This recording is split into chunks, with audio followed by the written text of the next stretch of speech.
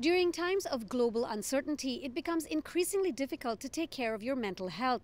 And while there aren't any cure-all tips or tricks or easy fixes, there are ways to build resiliency to help you cope better. We as human beings are in fact more sensitive to stress and negative information than we are to positive information. It's how we're wired. Dr. Roger McIntyre, professor of psychiatry and pharmacology at the University of Toronto, says with ongoing wars, inflation and residual pandemic-related issues, people are being subjected to what's called chronic uncontrollable stress. And what we've learned in stress research in the academic world is that when we as human beings are exposed to chronic, in other words, just over and over again, stress that's unpredictable and we can't control it, that is the most difficult stress to deal with. It leaves us feeling demoralized, anxious.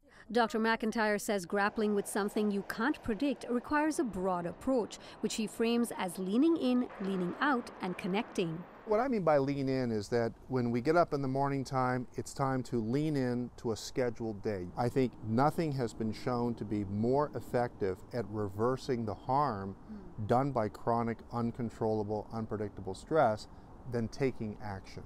And taking action might be something as simple as prescribing for yourself a structured day. I'm going to do some bit of exercise, I'm going to endeavor to eat a little better, and prescribe for yourself activities that bring you pleasure, whatever your interests are, something that brings you pleasure, something you can immerse yourself in. Leaning out refers to stepping away from the non-stop barrage of information on social media and television. Look, we have to read the news, we have to follow the news, we have to be informed.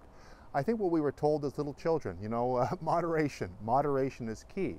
And moderation is the key to most things, and this is not an exception to that. Thirdly, Dr. McIntyre says connecting to people is not only protective to your mental health, but is also another factor in building resiliency. The best vaccine for your mental health is to connect with people. In other words, divide the labor. You want to, in fact, divide the stress. And relationships are like a vaccination against the bumps and bruises of life, and certainly some of the negativity that people are being exposed to right now. And this is not just a slogan. This has been shown through empirical research to really, in fact, improve people's adaptability in unbelievable, unthinkable circumstance. We have more on how you can support loved ones currently experiencing increased stress and anxiety on our website, citynews.ca. Dilshad Burman, City News.